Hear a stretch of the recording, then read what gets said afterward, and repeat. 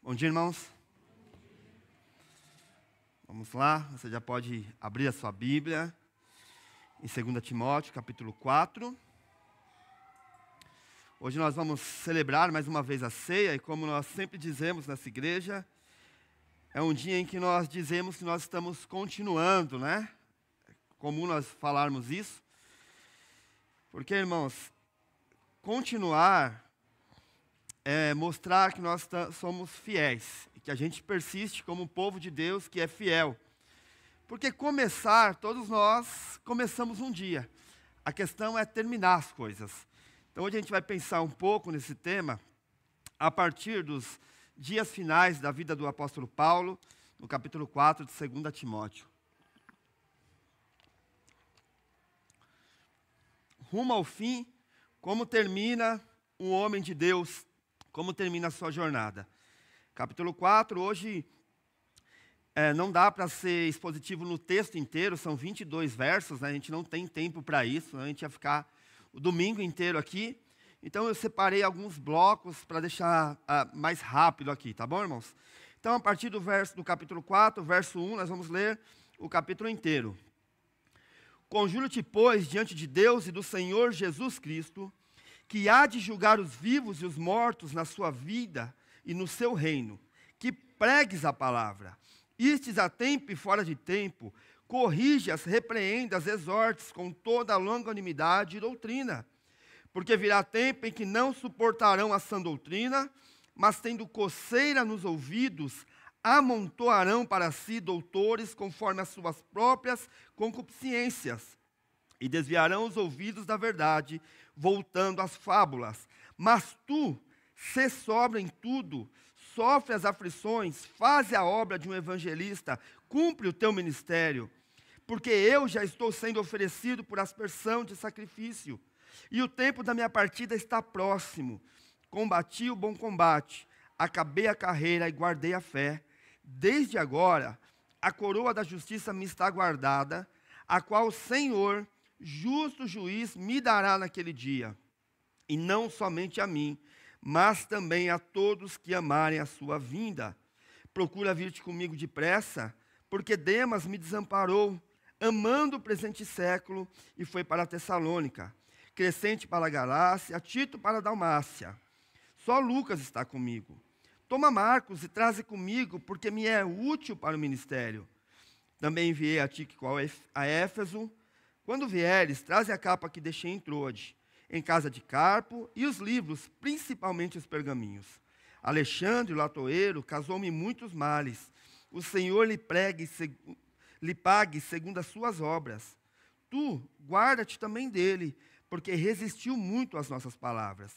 Ninguém assistiu-me na minha primeira defesa, antes todos me desampararam, que isso não lhe seja imputado. Mas o Senhor assistiu-me e fortaleceu-me, para que por mim fosse cumprida a pregação, e todos os gentios a ouvissem, e fiquei livre da boca do leão.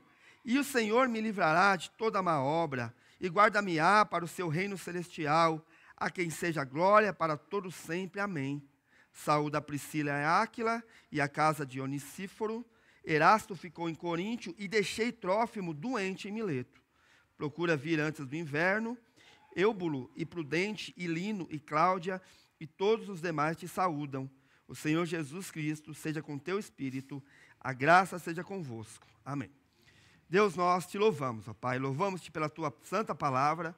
Deus Santo, louvamos-te pelas palavras de encorajamento, ó Deus, dita pelo apóstolo Paulo, ó Deus, assim, por meio da inspiração do teu Espírito.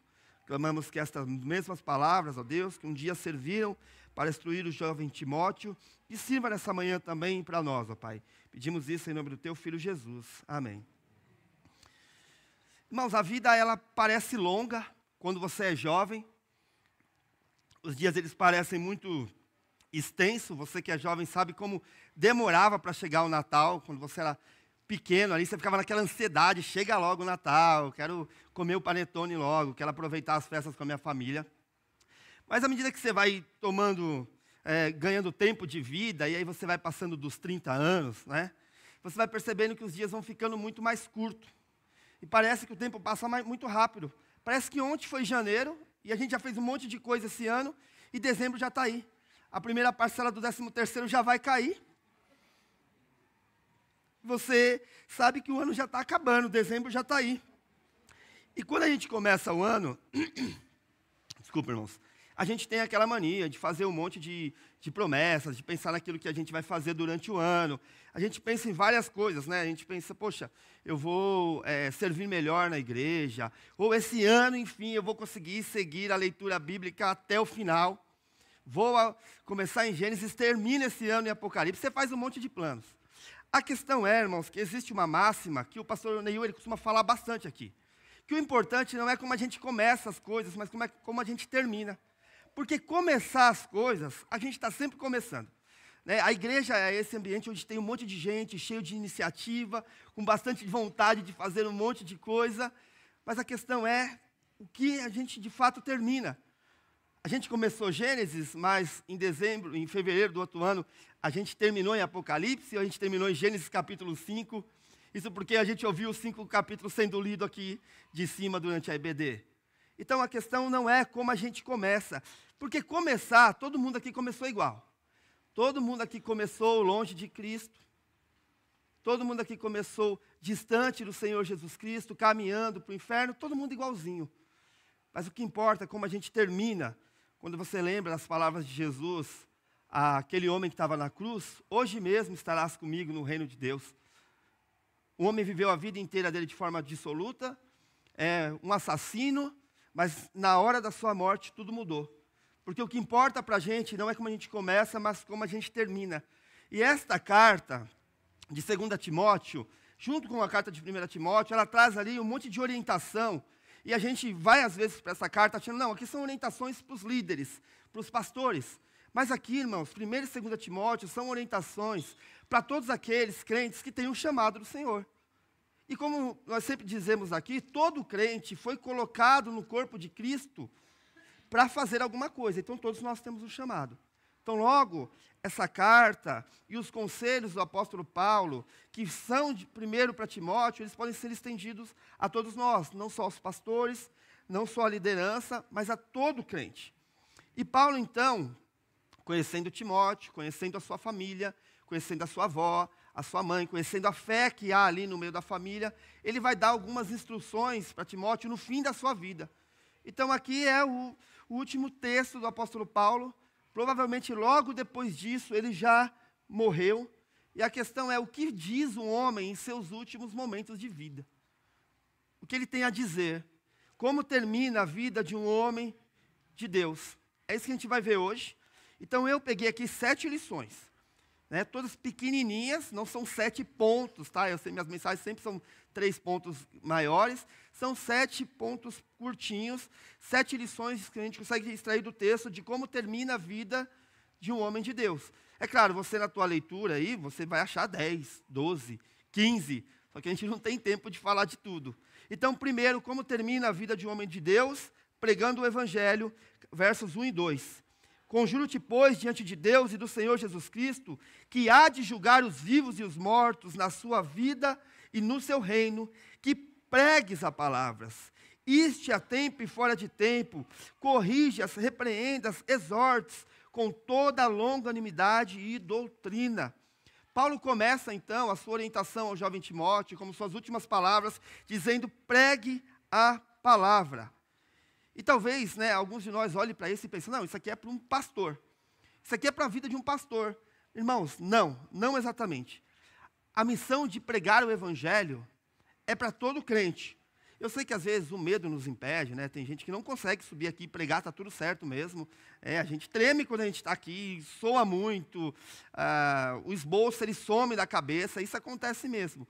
Mas o problema é quando a gente pega essa nossa vergonha, insegurança de pregar aqui, e a gente leva isso também para os relacionamentos. Então a gente não consegue falar para a nossa família, a gente não consegue falar para os nossos vizinhos, a gente não consegue falar para quem está do nosso lado. E o que Paulo está dizendo aqui, ele vai trazer essa santa convocação a Paulo dizendo, a Timóteo dizendo, pregues a palavra. Por quê? O verso 1 diz, conjuro-te, pois, diante de Deus e do Senhor Jesus Cristo, que há de julgar os vivos. Qual é a motivação aqui? Qual é a segurança para aquele que vai pregar o Evangelho? É que ele está diante de duas testemunhas aqui. Diante do Senhor Deus e diante do Senhor Jesus Cristo. E você percebe, irmãos, que Paulo, ele não está falando assim, olha, converta a gente, Timóteo. Não é isso. Paulo entende bem que os frutos da pregação é uma obra de Deus, não é uma obra nossa. Quando nós pregamos e alguém se converte, nós não fizemos nada. Nós apenas explicamos a palavra do Senhor e o Senhor, por meio do teu Espírito, foi lá, agiu no coração, abriu o entendimento e assim as pessoas puderam então se encontrar com Cristo. O que Paulo está falando aqui que nós devemos fazer, a nossa obrigação é pregar o Evangelho, de maneira que a pregação do Evangelho ela sempre é 100% de sucesso. Não, Ricardo, essa pessoa não se converteu, não importa. A obrigação tua é pregar. Então é 100% de, você abriu a boca e falou, 100% de sucesso. Então a primeira coisa, como termina o homem de Deus? Pregando a palavra do Senhor. Veja que Paulo talvez podia olhar para Timóteo e falar, ó Timóteo, se você ir nessa jornada de pregar a palavra do Senhor, você vai acabar igual a mim.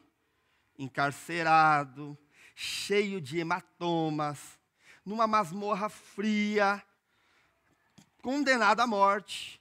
E talvez a gente, na nossa cabeça de pecador, a gente pensaria assim, olha, Paulo, ô Timóteo, não vai por esse caminho, que é um caminho difícil aí, foge desse caminho. Mas a ordem, e a instrução de Paulo a Timóteo e a nós é pregue a palavra. Apesar disso tudo, pregue a palavra. Como termina então a vida de um homem que serve ao Senhor pregando a palavra? Não sei se você já teve esse privilégio de você conversar com alguém que está no finalzinho da vida ali, bem velhinho, e com Alzheimer ou com dificuldade de lembrar as coisas. E aí você vai conversar e você fala um versículo e ele termina o versículo. Não é legal quando isso acontece com a gente? Pregue a palavra. E além disso, os versos de 5 a 6, ele vai dar outra instrução também, suporte as situações. Olha os versos 5 e 6. Mas tu se sobra em tudo, sofre as aflições, faze a obra de um evangelista, cumpre o teu ministério, porque eu já estou sendo oferecido por aspersão de sacrifício, e o tempo da minha partida está próximo. Paulo, irmãos, ele tinha a convicção de que a pregação do evangelho ia deixar Timóteo em uma situação complicada também. Ele sabia disso. Quando a gente olha para o Antigo Testamento, os profetas do Senhor, eles sempre eram mal vistos porque eles denunciavam o pecado do povo. O próprio João Batista, a morte de João Batista mostra isso. Ele denuncia o pecado e, como consequência disso, ele morre.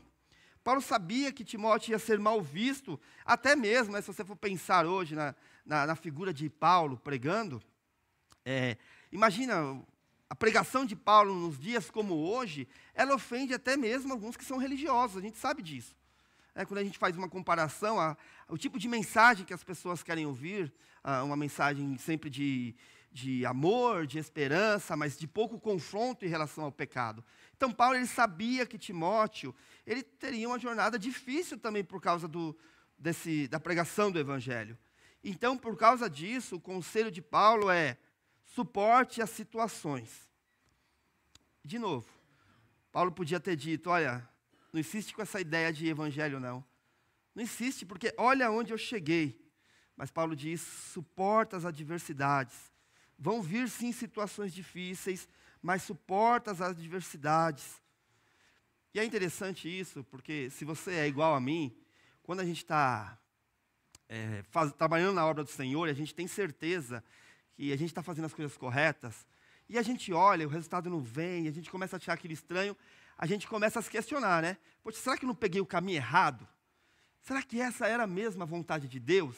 E a gente começa com essas questões, porque o caminho ficou difícil. Mas o conselho de Paulo aqui é dizer, olha, está difícil, é normal mesmo, tá? Não vai ser fácil, não é porque está difícil que você tomou o caminho errado. Não é porque está difícil, porque o resultado está devagar, está difícil de vir. Não é por causa disso que você está fazendo as coisas erradas, não. por isso suporta as adversidades. Porque, irmãos, não existe melhor escola para nós do que as adversidades. Não existe melhor forma de estreitar o nosso relacionamento com Deus do que as adversidades. Porque é assim, né? Quando está tudo certo, a fidelidade ela é fácil, irmãos. Tá tudo acontecendo do jeito que a gente imaginou. A gente planejou em dezembro, em janeiro, chegou dezembro, deu tudo certo. A gente pega a nossa lista, começa a olhar as promessas que a gente fez. Nossa, ó, tudo certinho, tá ótimo. Mas quando chega em dezembro e a gente vê que as coisas não aconteceram, aí que é difícil. Porque a questão é, irmãos, a fidelidade. A fidelidade é como é que a gente chega no fim, convictos de que Deus nos chamou para fazer algo, ainda que a gente olhe e veja pouco resultado. Essa é a fidelidade. E quando a gente pensa nisso, quando a gente lembra do Senhor Jesus, o que a fidelidade do Senhor Jesus a Deus trouxe a Ele? A cruz, os pregos, as dores, a própria separação com o Pai. Fidelidade do Senhor Jesus. Então agora Paulo, basicamente, ele está olhando e está dizendo assim, olha, se o meu próprio Senhor, se o próprio Senhor Jesus sofreu por conta da tua fidelidade, por que comigo tem que ser diferente? Também passaremos por adversidades. E Paulo deixa isso claro no verso 6. Ele diz, porque eu já estou sendo oferecido por aspersão de sacrifício, e o tempo da minha partida está próximo. Essa palavra aqui, irmãos, que aparece como aspersão de sacrifício aqui, ela é a ideia de libação. O que era a libação? Pensa assim, no final das cerimônias do Antigo Testamento, depois que os animais eles eram sacrificados, depois que ficava ali toda a parte das vísceras dos animais, o sangue derramado sobre o altar, o que eles faziam? Eles faziam uma mistura que tinha algumas coisas como vinho, perfumes, e eles derramavam isso sobre o altar. E aí aquilo tudo gerava um cheiro. E quem estava do lado sentia aquele cheiro, falava, acabou o sacrifício. O Senhor, Deus, Ele aceitou o sacrifício. O que Paulo está dizendo aqui no final da vida dele, é que agora, né, que ele está próximo da morte, o Senhor Deus aceitou o sacrifício dele. E que se ele tivesse ali mais uma vida para viver, ele não viveria de forma diferente de maneira nenhuma. Ainda que ele olhasse para ele, como eu disse, e visse todas as marcas do ministério dele, todos os flagelos que ele sofreu, todas as chibatadas que ele sofreu na vida dele, um homem doente, cego no final da sua vida, ele provavelmente diria, se eu tivesse outra vida, eu viveria do mesmo jeito, da mesma forma. Como termina, irmãos, a vida de um homem de Deus? Suportando as adversidades. É dessa maneira. Por quê? Porque ele entende que a luta não é sua. Olha os versos 7 e 8. Combati o bom combate, acabei a carreira e guardei a fé. Desde agora a coroa da justiça me está guardada, a qual o Senhor, o justo juiz, me dará naquele dia, e não somente a mim, mas também a todos que amarem a sua vinda. Porque Paulo consegue suportar as adversidades, e porque ele instrui Timóteo e a nós a suportarmos as adversidades, porque ele entende que a luta não é dele, é do próprio Senhor. Você que já trabalhou com call center, você sabe como é isso, né? Você trabalhou no departamento de cobrança ou suporte técnico, geralmente o cliente liga para você bravo, não é assim? E ele desconta em você, ele fala, assim, te ofende. Eu nunca trabalhei, mas eu conheço alguns irmãos que trabalharam com isso. Ele ofende mesmo. Como é que você consegue suportar essa aflição, essa situação difícil? Você olha e fala, é com a empresa, não é comigo. É isso. É com a empresa, ele está bravo com a empresa, não é comigo. A questão dele não é comigo. Às vezes você mesmo não tem confiança naquele produto que você está vendendo, o suporte técnico ali, mas você fala, é com a empresa, o problema não é meu. Parece que Paulo aqui está pensando a mesma coisa nessa caminhada. Ele entende que aqueles que perseguem ele, aqueles que fazem mal para ele, eles não estão fazendo mal para ele, mas eles estão contra o Senhor Deus. Porque a luta é do Senhor Deus, a guerra é do Senhor Deus. E da mesma maneira que Paulo recebe ali no seu corpo as marcas pelo trabalho em prol do Evangelho, ele também tem certeza que ele vai receber do Senhor o soldo, o seu salário. Ele tem certeza disso. o prêmio pela sua luta. A esperança de Paulo, irmãos, e a convicção de que sofrer por Cristo é necessário e suportar as aflições, é a mesma que ele tem de que ele irá receber com Cristo a glória de Cristo. Ele sabe disso. Ele sabe que da mesma maneira em que ele recebe no corpo dele todas as aflições por ser fiel a Cristo, nesse tempo, ele sabe que no tempo vindouro, ele vai receber as delícias eternas do próprio Deus. E é isso que faz ele continuar. E é isso que faz ele chegar no final da vida dele tranquilo, sem olhar para a situação dele, porque ele sabe que ele irá receber recompensas do próprio Deus. Mais uma vez, como termina a vida de um homem de Deus pregando o Evangelho, suportando as adversidades e sabendo que a luta não é sua, é do próprio Deus. E aí os versos 9 e 10, procura vir-te comigo depressa, porque Demas me desamparou, amando o presente século, e foi para Tessalônica, Crescente para a Galácia, e Tito para a Dalmácia. Quando você olha, parece que Paulo está se sentindo desprezado aqui. Parece que todo mundo foi embora, que ele está sozinho. Mas apesar disso, apesar de ele estar se sentindo só, você não percebe desânimo nele. Mesmo ele chegando ao final da vida dele sozinho, ele não está desanimado. Paulo não está preocupado com os fujões, né, como Demas, que amou o presente século e apostatou. Ele não está triste, eu acho que ele até está feliz aqui, porque alguns desses homens que tiveram que abandonar ele foi porque foram servir em outro lugar, foram pregar em outros lugares, foram utilizados na obra de Deus em outros lugares. Paulo não fica desanimado, porque grande parte da vida dele ele passou sozinho mesmo, né? Você olha aqui, ele está viajando, planta igreja, viaja, planta igreja, ou está preso, ou está apanhando. Ele está acostumado com isso, mas você não vê desânimo nele, apesar do sofrimento de estar sozinho. E mais uma vez, isso não é só sobre Paulo, mas também sobre o Senhor Jesus.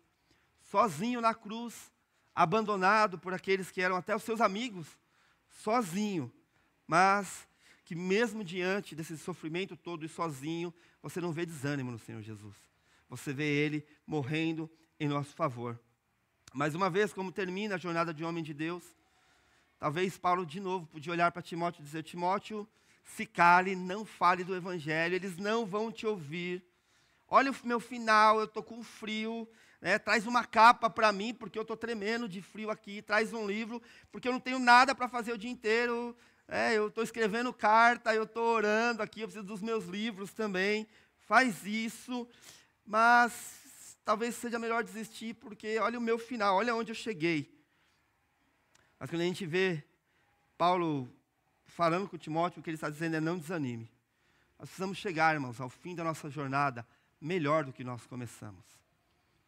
Mais confiantes em Deus.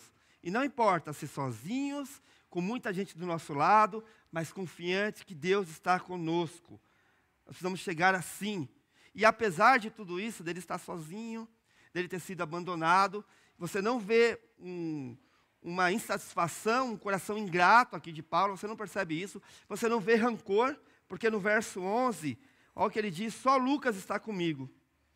Toma Marcos e traze-o comigo, porque me é muito útil para o ministério. Às vezes, se a gente só olha o texto aqui, só o versículo, talvez a gente não dá muita credibilidade. Mas quando você pensa que Marcos aqui, João Marcos, né, quando ele vai fazer a viagem missionária ali, ele provavelmente primo de Barnabé, ele pega no meio da viagem missionária e ele abandona Paulo. Ele vai embora. Depois Barnabé vem de novo: não, eu quero levar João Marcos. Paulo diz: não, de forma nenhuma, comigo ele não vai.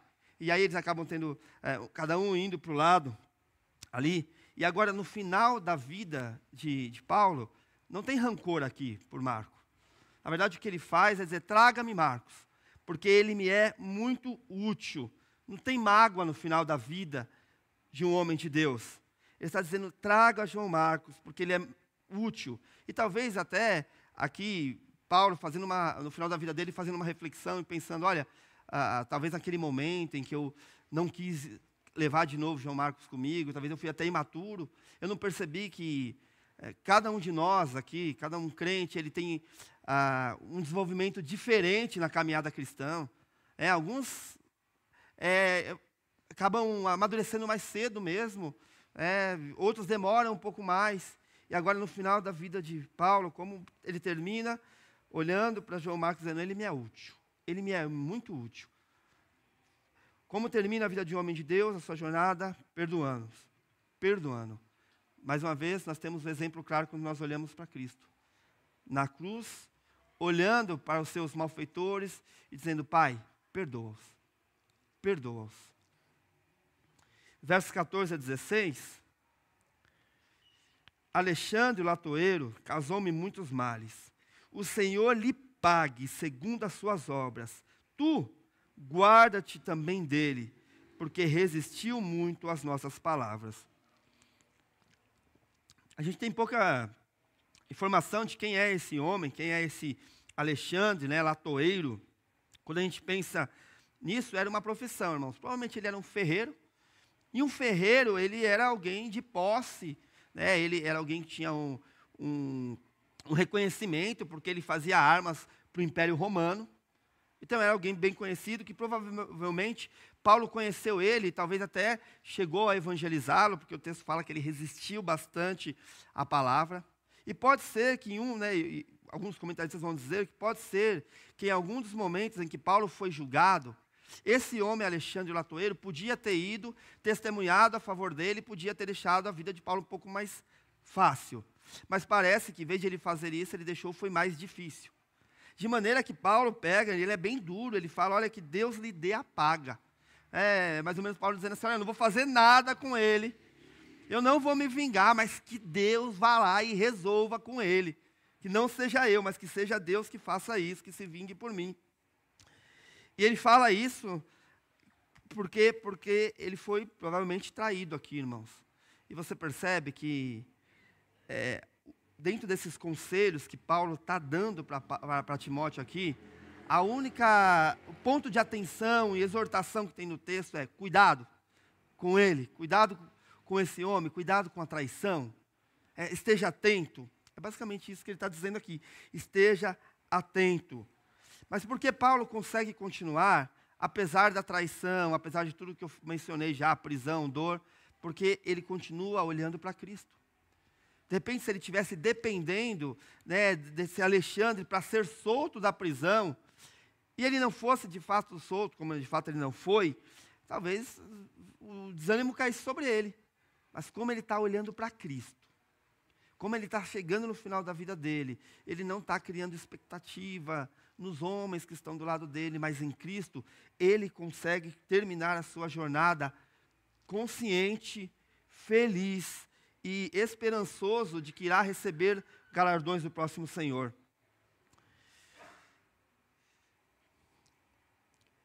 Como termina? Verso 19 a 21. Saúdo a Priscila e a Áquila, e a casa de Onísiforo. Erasto ficou em Corinto, e deixei Trófimo doente em Mileto. Procura vir antes do inverno. Eubulo e Prudente, e Lino e Cláudia, e todos os irmãos te saúdam. O Senhor Jesus Cristo seja com teu espírito, e graça seja convosco. Como termina a vida do apóstolo Paulo, irmãos? Exatamente como terminou. Cuidando do outro.